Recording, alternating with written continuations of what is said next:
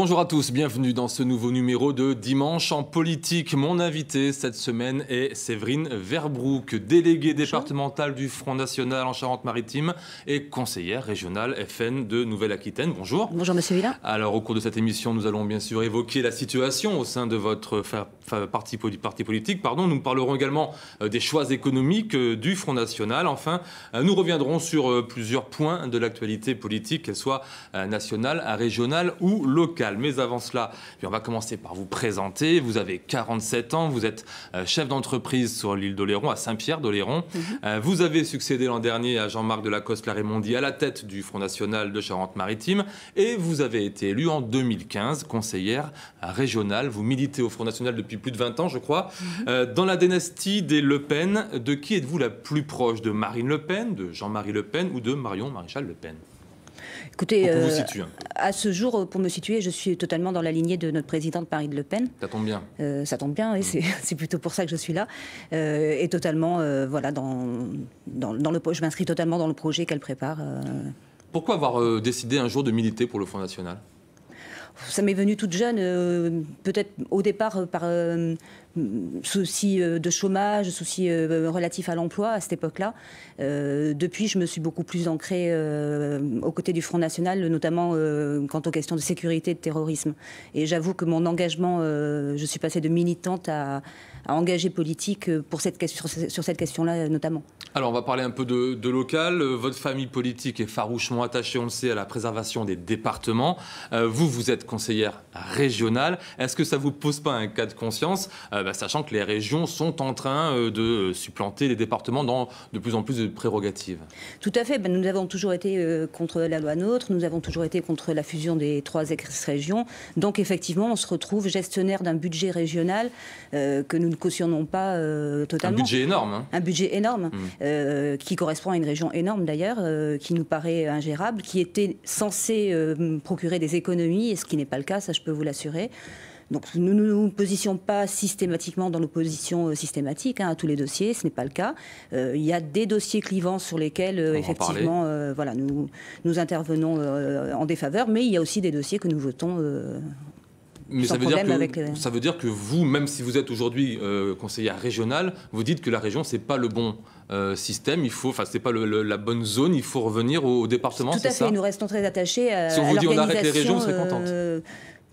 Au moins revenir aux régions telles que nous les avions avant, mais c'est vrai que nous privilégions la tripartie commune, département, État, qui nous paraît pragmatique et source d'économie. Mais onéreuse, pour vous, il ne faut pas diminuer ce millefeuille administratif, ça a été quand même une volonté même des Français, hein, qui majoritairement... Justement, c'est en supprimant toutes ces étapes, en revenant justement à cette organisation en trois parties. Oui, mais cette organisation, c'était justement pour la réduire un petit peu qu'on s'est dit, ils vont faire moins de régions, peut-être que les départements, ils sont sur la sellette. Les dépenses de fonctionnement sont tellement importantes que réellement, en réalité, il n'y a aucune économie de fait. Voilà, c'est évident. Alors, quand on regarde le travail effectué par le groupe Front National à la région Nouvelle-Aquitaine, alors on s'aperçoit sur le site internet du groupe qu'une seule proposition a été publiée depuis le mois de juin. En l'occurrence, c'est une alerte datant du 12 octobre sur une possible épidémie de grippe aviaire à venir. Alors on va bien sûr en parler, mais une seule proposition depuis le printemps, c'est pas un peu pour 28 élus? Je pense qu'il y a eu pas mal de propositions sur d'autres sujets que sur la grippe aviaire. Néanmoins, cela reste encore aujourd'hui un dossier prioritaire et dont effectivement je souhaiterais aujourd'hui parler parce que ça me paraît vraiment... Celle d'avant, c'était l'interdiction de la Gay Pride à Bordeaux. Oui, ça me paraît beaucoup plus futile par rapport à l'importance de la grippe aviaire. Je reviens sur votre travail. Une proposition depuis la rentrée pour 28 élus. Vous jugez que c'est suffisant? On pourrait faire mieux? Parce que, non, je pense que nous avons eu d'autres... Ils vont peut-être faire plus de choses. Nous avons eu d'autres actions, d'autres propositions, d'autres prises de position, que ce soit sur l'agriculture, sur la politique de la ville, que ce soit sur la coopération interrégionale, internationale. Voilà, des sujets sur lesquels nous sommes en clivage avec le président Rousset. Et nous intervenons à chaque plénière, à chaque permanente, en ce sens... Sans aucun problème. En fait, on a un travail de groupe avant tout. Nous décidons des mesures prises en groupe et après, certains d'entre nous sont relatent sont sélectionnés, quoi. Voilà. Alors vous mettez le doigt sur l'urgence, selon vous, de mettre à disposition des vaccins pour les canards de la région Nouvelle-Aquitaine. Pourquoi ? Disons que la Nouvelle-Aquitaine représente 2/3 de la production de foie gras. Donc c'est vraiment une filière très importante pour nous. Et aujourd'hui, nous sommes en situation d'urgence. Il y a eu une première épisodie en 2015, une seconde en 2016. De nombreuses exploitations avicoles ont été fragilisées ou exterminées. Et vous dites qu'il va y en avoir une en 2017-2018. Et il y en a une qui est prévisible et probable dans les semaines à venir, fin novembre. Et vous dites que la région n'a rien fait jusqu'à présent pour contrer, pour pallier ce problème ? Nous estimons que les mesures d'urgence ne sont pas prises. Il s'avère que ça fait 1 an que nous demandons donc le recours aux vaccins. Nous savons que les vaccins, les doses de vaccins, les 2 millions de doses de vaccins sont disponibles depuis le 31 juillet dans les laboratoires Cerva à Libourne. Et nous demandons, ils n'attendent que le feu vert du président Rousset et du ministère de l'Agriculture pour le mettre en application. Mais pour cela, il faut qu'il y ait une vraie alerte. Dans ce cas-là, pour le moment, je n'ai pas entendu parler d'une possible épisodie. Mais est-ce qu'il faut attendre la perte de nouvelles exploitations, de nouveaux suicides pour réagir ? Donc là, on a une situation d'urgence. Il faut prendre une mesure d'urgence. Qui coûterait combien ? Aucune idée du coût financier, mais ce qui pourrait nous coûter, c'est surtout la continuité de la filière avicole en Nouvelle-Aquitaine. C'est une solution que nous demandons. Je sais que pas mal sont réfractaires au recours au vaccin. Il faut savoir que les volailles sont déjà vaccinées actuellement contre le choléra notamment ou d'autres maladies. Donc on peut avoir des réserves, mais ça reste une solution d'urgence. À court terme, à moyen terme et à long terme, il y a d'autres solutions qui sont envisagées, comme celle du confinement, par exemple, qui est mis en test actuellement dans certaines petites exploitations, qui ne paraît pas être la solution rêvée non plus, puisque ça pose un dérèglement sur... Et un contrôle accru aux frontières, c'est ça aussi que vous demandez par rapport aux pays de l'Est ? Oui, les foie gras des pays de l'Est, par exemple, qui pour vous ne devraient pas venir en France. Dans la situation où on ne va pas stopper la consommation actuelle sur les foie gras en période de fête, forcément, notamment les grosses coopératives vont continuer à s'approvisionner sur les foie gras en Bulgarie, en Pologne. À la limite, je me demande si on ne devrait pas s'inspirer du modèle suisse qui consiste à taxer un peu plus lourdement les produits d'importation dans ces périodes de crise. Ces taxes allant directement à l'aide des zones des professionnels. Sauf que la Suisse n'est pas dans l'Union européenne, bien entendu. Un mot sur ça le n'empêche refus, pas d'être un bon modèle. Un mot sur le refus de la région Nouvelle-Aquitaine de ne pas entrer dans le capital de l'aéroport de Poitiers, alors qu'ils vont le faire vous allez le faire, vous, la région, pour l'aéroport de La Rochelle. Est-ce une décision de bon sens économique ou est-ce que c'est un mépris pour un territoire excentré de la région ? Écoutez, je pense qu'il y a une politique générale qui est menée sur cette question. Je ne suis pas spécialiste puisque je n'appartiens pas à cette commission. Donc je sais qu'il est question de mutualisation d'aéroports. La politique régionale va dans le bon sens. Vous qui êtes de l'île d'Oléron, que le fait que l'aéroport de La Rochelle ait une entrée dans son capital de la région à hauteur peut-être de 25%. 25% pour l'ensemble des aéroports, oui. Oui, écoutez, je pense pas pour l'ensemble, pour certains aéroports. Je pense que ça doit être lissé sur l'ensemble des 11 aéroports. 0 pour Poitiers. 0 pour Poitiers, pardon. Biarritz et La Rochelle, en revanche, il y aura une entrée capitale. Voilà, c'est ça, celui de Pau. Donc, non, écoutez, ça me paraît plutôt positif. D'accord. Les élus du Front National se sont rassemblés au début du mois au Palais des Congrès du Futuroscope. 5 mois après la défaite de Marine Le Pen au second tour de la présidentielle, l'heure était donc à la reconstruction. Regardez. C'était annoncé, Marine Le Pen avait promis de répondre au discours d'Emmanuel Macron sur l'Europe. 1 heure durant, la présidente du FN a sorti l'artillerie lourde. Il est un président de la France qui ne croit plus dans son pays, un pays dont il a décidé d'être le fossoyeur. Emmanuel Macron cible toute trouvée. Le langage est fleuri et pour cause, Marine Le Pen se rêve en opposante numéro 1, détrônant Jean-Luc Mélenchon.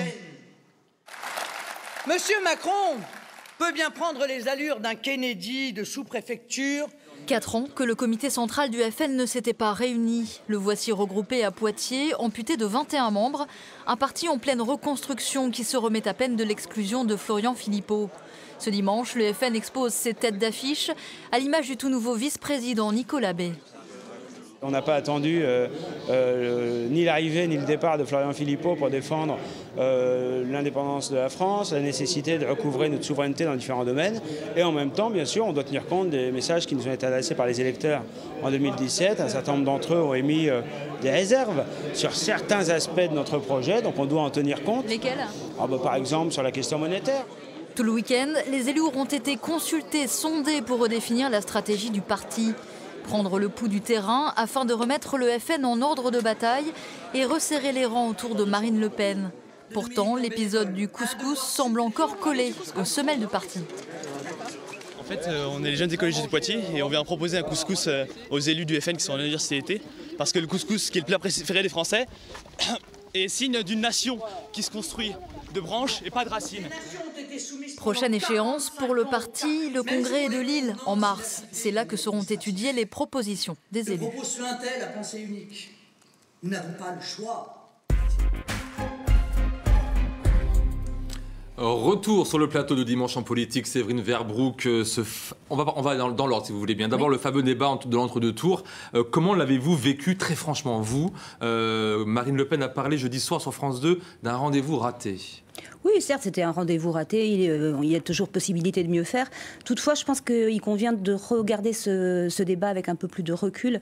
Et on s'apercevra très vite qu'il y a certaines choses qui ont été échangées, dites pendant ce débat, et qui sont loin d'être inintéressantes. De la part de Marine Le Pen, déjà, d'une part, et aussi de M. Macron, dans le débat pendant lequel il s'est engagé notamment à ne pas toucher aux APL. Et vous, sur le moment, vraiment, parce qu'on sait que les sympathisants, les militants ont été vraiment particulièrement déçus. Est-ce que vous faisiez partie de ces gens, même parfois furieux, de se dire on a raté l'occasion, le coche, quoi, tout simplement? Oui, peut-être qu'effectivement, il y a toujours moyen de mieux faire. Sur le moment, moi, je n'ai pas été particulièrement traumatisée. Après, c'est vrai que c'est les retombées, les appels des militants déçus qui ont fait que, voilà, on a un petit peu... Vous avez eu des retours? Voilà, il y a eu des retours, certes, et c'est vrai que l'affaire a été quelque peu amplifiée, développée. Maintenant, il ne me semble pas que ce soit très important de parler encore aujourd'hui du débat, quoi. Alors, est-ce qu'aujourd'hui... Il faut passer à autre chose. Certes, mais est-ce qu'aujourd'hui, il est possible de critiquer les compétences de Marine Le Pen sans être immédiatement ostracisée au sein du FN? Non, je pense qu'elle-même... On peut critiquer la chef? Bien sûr, et elle-même s'autocritique, il n'y a pas de problème là-dessus. Ça, c'est plus facile, mais vous pouvez? Oui, je pense que le dialogue est ouvert. Pour preuve, nous avons été consultés au congrès de Poitiers en tant qu'élus, en tant que cadre du mouvement. Et pour preuve, dans le cadre de la refonte du parti, justement, Marine Le Pen demande l'avis. Elle organise une grande concertation, ce qui est assez inédit quand même au niveau des partis politiques. Chez les écolos, ça se fait depuis longtemps. Alors, disons qu'elle organise une grande concertation générale des adhérents, dans lesquels ils vont pouvoir s'exprimer à la fois sur les grandes lignes à adopter sur le parti, sur l'organisation du parti, sur des questions importantes comme celle de l'éventuel changement de nom. On va en parler de l'organisation dans un instant, si vous voulez bien. L'émission de jeudi soir sur France 2 devait être la grande rentrée médiatique de Marine Le Pen, sauf que ça a fait un flop avec une audience d'1,7 million de téléspectateurs, soit moitié moins que l'émission avec Édouard Philippe, un résultat vraiment médiocre par rapport sa dernière prestation sur la même émission. Comment vous l'analysez? Est-ce que Marine Le Pen aujourd'hui, allez, on va dire, elle est un peu out? Comme l'ont été François Hollande ou Nicolas Sarkozy, comme le sont aujourd'hui François Hollande ou Nicolas Sarkozy. Je ne pense pas. Je pense qu'elle a peut-être effectivement besoin de renouer le dialogue avec les militants et les adhérents. Ça, c'est fort possible. Mais je tiens à préciser tout de même qu'on a vécu une année 2017 fort chargée en échéance électorale, où on entendait parler de politique à longueur de temps, à longueur de journée. Et c'est vrai que là, peut-être que les Français en ont un peu assez de tout ce qui est politique. Est-ce qu'ils n'ont pas assez de voir les mêmes têtes? Parce que ça fait un petit bout de temps qu'elle est là, Marine Le Pen. Je pense qu'ils ont besoin de stabilité et justement de suivre une tête... Pourtant, c'est Emmanuel Macron qu'ils ont eu. Et une lignée. Oui, mais est-ce que Emmanuel Macron est-il bien élu? Est-ce que ce n'est pas un président mal élu, justement, par défaut? Alors au final, quel bilan faites-vous de cette année politique au sein du FN avec la défaite donc, de Marine Le Pen au second tour, les départs de Marion Maréchal Le Pen, de Florian Philippot, la mise en examen de Marine Le Pen dans l'affaire des assistants parlementaires européens? On peut rêver mieux. Écoutez, on peut voir les choses chacun à sa façon. Moi, dans Vous êtes chef d'entreprise, vous avez un bilan pareil, franchement, ça se passe mal pour votre entreprise. Écoutez, je vais vous dire, je vais voir le côté positif des choses. Dans l'élection présidentielle, qui est au deuxième tour en face de M. Macron, c'est Marine Le Pen, 11 millions d'électeurs. Pour une défaite, je pense que c'est quand même tout à fait relatif. Le problème de Marion Maréchal Le Pen, elle a désiré s'éloigner temporairement du moins, du mouvement, et je peux la comprendre. Et quant à l'affaire Philippot, pour moi, c'est un... On va en parler dans un instant sur l'affaire Philippot, vous inquiétez pas. Mais pour moi, ce n'est pas un grand événement, en fait. Alors, en 2014, le Front National comptait 1546 conseillers municipaux. 2 ans plus tard, 28% d'entre eux ont fait défection, 32% en 2017, soit aujourd'hui, il reste 1300 conseillers municipaux. Qu'est-ce que ces données vous inspirent ? Est-ce qu'il n'y a pas un malaise au FN, franchement, en ce moment? Écoutez, vous parlez des conseillers municipaux, là, ce sont des chiffres, des données oui, non, mais brutes, je vous crois sur parole, ça, je ne connais pas ces chiffres. Mais toujours est-il que le Front National a aujourd'hui beaucoup plus d'élus sur l'ensemble du territoire qu'il n'a jamais eu, entre les conseillers municipaux, moi, je vous assure les départementaux, les régionaux, il y a eu plus de conseillers municipaux au oui, lendemain des dernières municipales qu'aujourd'hui. Il y a 32% en moins aujourd'hui. Je pense que nous avons vraiment besoin, et nous avons justement le temps de le faire, ça tombe très très bien. Nous avons besoin de travailler notre implantation locale sur les territoires, de nous faire connaître et peut-être de faire connaître notre vrai visage, puisque nous avons effectivement souffert quand même pas mal de diabolisation et ça continue. de mauvais traitement de la part de certains médias. Alors peut-être en externe, mais en interne, beaucoup d'élus municipaux nous parlent de copinage, de clientélisme ou encore de méthodes dictatoriales. D'autres pointent un manque cruel, par exemple, de formation. Une fois élus, ils se sentent totalement délaissés. Est-ce que vous avez conscience de ce malaise? Est-ce qu'il y a des retours? Je parle vraiment des élus municipaux, pas les régionaux, comme vous. Écoutez, le problème des élus municipaux reste leur problème. Moi, je suis conseillère régionale, je ne me suis pas sentie abandonnée plus que ça dans ce combat. Nous avons régulièrement... Souvent on dit, voilà, les conseillers régionaux ou départementaux sont mieux lotis. Ils ont une formation. Alors, il y a peut-être une certaine jalousie, je ne sais pas. Non, je ne crois pas. Je pense que... Il n'y a pas de délaissement de la base. Je ne crois pas. Je vous dis, il y avait vraiment un besoin de travail sur l'implantation, sur le regard que les gens portent sur nous. Après, nous avons des conseillers municipaux, notamment en Charente-Maritime, qui sont très efficaces sur la ville de Royan. Et je ne pense pas qu'il y ait de problème avec eux. Le FN n'a obtenu aucun sénateur supplémentaire suite aux élections sénatoriales de cet automne. Comment l'expliquez-vous alors que le vote FN est important, voire même implanté dans les zones rurales? Oui, mais peut-être c'est peut-être dû au mode électif, très certainement. Surtout que si vous commencez à ne pas bien vous occuper de vos conseillers municipaux, effectivement, ça peut être complètement compliqué. En quoi on ne s'occupe pas bien de nos conseillers municipaux? Encore une fois, presque un tiers nous avons des municipalités aujourd'hui. En 2 ans. Vous imaginez nous avons des municipalités aujourd'hui Front National qui fonctionnent très très bien et qui ont des conseillers municipaux compétents et efficaces. Les résultats municipaux dans ces communes sont fort honorables et elles s'en sortent très bien. On retrouve ces chiffres nulle part ailleurs dans n'importe quel autre parti politique. 32% de défection des conseillers municipaux. Alors le Front National se dit, vous dites, vous êtes le parti des ouvriers, on l'a entendu pendant la campagne présidentielle. On ne voit jamais d'élus du Front National dans les manifestations de soutien aux salariés, aux fonctionnaires ou dans l'opposition à la loi travail, par exemple. Même à l'Assemblée nationale, le silence des députés frontistes est assez assourdissant. Qu'en est-il? Qu'est-ce qui se passe? Alors, en ce qui concerne les manifestations sociales, ce n'est pas du tout dans notre culture. Ce que je tiens quand même à mettre en avant, c'est que les personnes qui actuellement sont manifestent dans les rues sont ceux qui ont appelé à voter Macron au 2e tour. Donc, quelque part, on est en train... J'ai pas entendu Jean-Luc Mélenchon appeler Emmanuel Macron pour le 2e tour. Il n'a pas non plus appelé à voter Marine Le Pen, que je sache. Non, certainement, non, mais il n'a pas dit... Ce que je voudrais dire, c'est qu'en fait, les Français reprochent aujourd'hui à Emmanuel Macron de faire le peu qu'il avait annoncé pendant son programme présidentiel. C'est-à-dire... Et c'est la France Insoumise qu'on voit dans la rue. Entre autres, mais et pas que. Il y a les retraités. Aujourd'hui, l'opposant numéro 1... on l'entend partout, on le voit, même je suis sûr qu'on vous le dit à vous, c'est Jean-Luc Mélenchon, c'est pas Marine Le Pen. C'est de l'enfumage, c'est du grand Mélenchon. Mais ce que l'on voit aussi dans la rue, c'est les retraités qui ont été les premiers touchés par la hausse de la CSG, c'est les salariés qui sont touchés durement par la loi travail.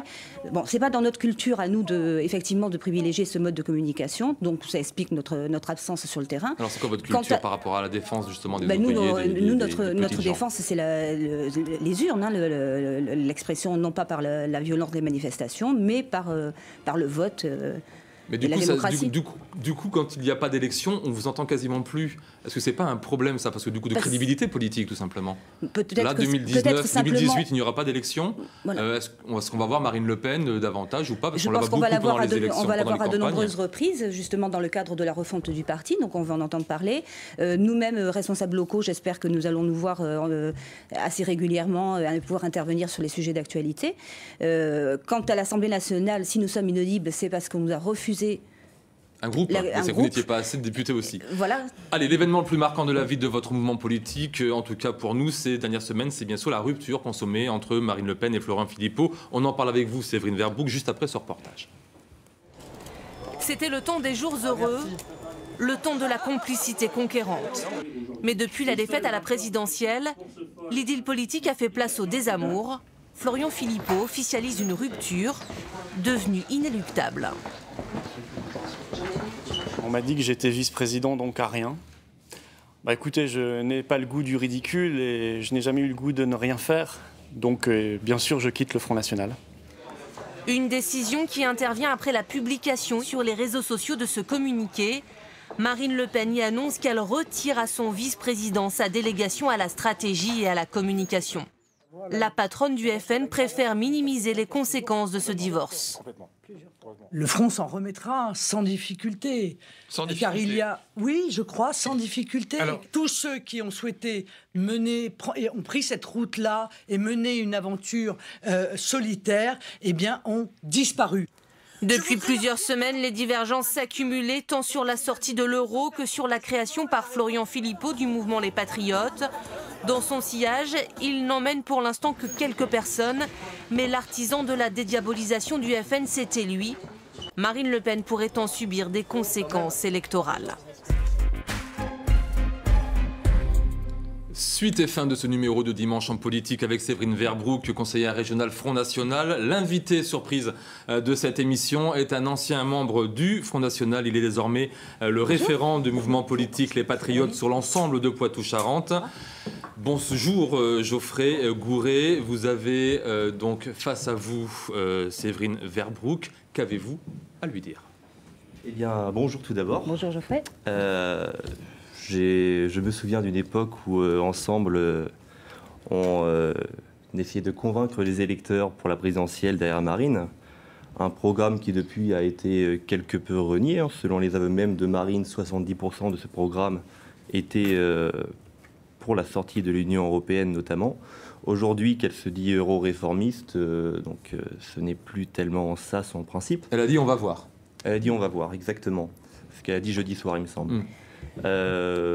J'aimerais bien savoir s'il reste 30% du programme, si vous voulez garder 30% des électeurs, 30% de vos troupes. Séverine Verbroek. Écoute, il ne t'aura pas échappé que dans le programme présidentiel de Marine Le Pen, dans les 144 mesures, une des premières mesures qu'elle avait établies, c'était non pas une sortie de l'Europe et un Frexit radical, c'était une période de négociation avec l'Europe de Bruxelles. Donc c'est toujours d'actualité, c'est toujours le but de notre combat, de notre projet politique. Nous souhaitons une Europe des nations, une Europe des peuples, et non plus une Europe sous le diktat de Bruxelles. Donc cela fait partie de nos priorités, de notre projet. Tout d'abord, négocier sur la souveraineté territoriale, sur la souveraineté économique. Mais sur l'euro, justement, sur l'euro, c'est là où il y a un vrai distinguo. Moi, il y a quelque chose que je remarque, c'est que malgré mon jeune âge, c'est un discours que j'ai entendu en 2007 par un certain Nicolas Sarkozy. Il me semble qu'un François Hollande a redit la même chose en 2012 et que Emmanuel Macron, il n'y a pas si longtemps que ça, allait négocier, donc notamment pour les travailleurs détachés avec la Pologne et la Bulgarie notamment. Macron négocie effectivement, mais il négocie pour qui? Il négocie pour les Français ou plutôt pour ses amis allemands? On peut se poser la question. Le problème majeur, c'est que Madame Le Pen n'est pas une super-héroïne. C'est quelqu'un comme tout le monde. Il y en a déjà 3 qui l'ont tenté. Elle est très humaine. Aujourd'hui, on en voit ce qu'il en est. Je pense qu'on ne peut pas renégocier les traités parce que renégocier les traités... On a bien compris votre position, Geoffrey Gouret. Il faut arrêter de dire qu'on ne peut pas renégocier les traités. C'est un accord D'autant que nous sommes plus les seuls. On assiste à un réveil des peuples dans les pays voisins. Désormais, l'Autriche, la Pologne, la Hongrie et même l'Allemagne seront à nos côtés dans le cadre de ces négociations. On ne sera plus seuls. Donc si nous ne pouvons pas le faire, si nous, les Français, nous ne pouvons pas le faire, si Marine Le Pen ne peut pas le faire, qui va aider les Français? C'est à nous de le faire. Donc on voit bien que la position paraît pour le moment irréconciliable. Geoffrey Gouret, merci d'avoir joué le jeu de l'invité surprise. C'est très très court cette fois-ci, mais parce qu'on est un petit peu pris par le temps. On avait beaucoup de choses à dire à Séverine Verbroek. Par exemple, dans l'actualité en Poitou-Charentes, il y avait vendredi le procès à Poitiers des membres des identitaires qui, il y a 5 ans, avaient illégalement occupé le chantier de la mosquée de Poitiers. Ils doivent répondre devant le tribunal correctionnel d'incitation à la haine raciale, vol, dégradation d'un bien d'autrui, organisation d'une manifestation sur la voie publique sans autorisation. Je vous propose d'écouter Damien Lévesque, alias Damien Rieu, un des prévenus. J'étais militant de Génération Identitaire à une époque, il y a quelques années. Aujourd'hui, j'ai une autre manière de combattre pour mes idées, de défendre la France et les patriotes. Je travaille pour le Front National, sur le terrain électoral, sur le terrain politique. C'est une manière différente, un peu plus conventionnelle, d'illustrer mes engagements. Voilà, un ancien porte-parole identitaire qui devient chef de communication du service communication à la mairie de Beaucaire du Front National. La dédiabolisation du FN, c'est pas pour demain. Écoutez, déjà sur les faits reprochés, je voudrais quand même resituer les choses, ça me paraît pas bien grave. Cette manifestation réclamait en fait un référendum concernant la construction des mosquées en France. Franchement, je n'y suis pas vraiment opposée. Sur la forme, effectivement, je ne cautionne pas du tout ce genre d'action. Maintenant, à la justice de faire son travail. Ce que je me pose comme question, c'est est-ce qu'elle sera aussi clémente envers ces jeunes générations identitaires qu'elle l'est en général avec les groupuscules ultra-gauche qui, justement, au sein des manifestations dont on parlait tout à l'heure, se permettent des dégradations publiques, s'en prennent aux forces de police. Et il y a des groupuscules ultra-droite. Et sont rarement enquêtés par la justice et poursuivis. 10 personnes gravitant dans la mouvance ultra-droite ont été arrêtés il y a quelques jours pour association de malfaiteurs terroristes ciblant, selon les premiers éléments de l'enquête, migrants, mosquées et hommes politiques, Jean-Luc Mélenchon et Christophe Castaner. En l'occurrence, ces personnes étaient en lien avec Logan Alexandre Nizin, un ancien militant de l'Action française arrêté fin juin, qui a fait un bref passage par le FN où il a participé au tractage et collage de la dernière campagne présidentielle. Quel commentaire vous avez là-dessus ? Nous condamnons tout à fait ce genre d'action et bien évidemment, le Front National n'a jamais appelé à la violence ni envers une personne politique, ni envers les mosquées, ni envers les musulmans. Donc ça, c'est une condamnation ferme. Cela souligne quand même la situation le climat d'ambiance de terreur et de pression dans lequel nous vivons actuellement et qui fait exacerber les haines entre les peuples et la population. Et ce qui m'amène mais les haines plus les haines ne sont pas de l'amour. Enfin, ça amène quand même un climat d'urgence et d'inquiétude actuelle qui me paraît très préoccupant. C'est la fin de cette émission. Merci. Si je peux terminer, deux mots. La venue de Marine Le Pen le 2 décembre en Charente-Maritime, dans le cadre de sa tournée des fédérations. C'est noté. Merci Séverine Verbourg d'avoir accepté notre invitation. Vous pouvez bien sûr revoir ce numéro de Dimanche en politique qui est d'ores et déjà en ligne sur notre site internet. La semaine prochaine, ce sera le grand retour du Club de la Presse. Pour leur place au journal de la mi-journée présenté par Clément Massé. Excellente journée à toutes et à tous. À dimanche prochain.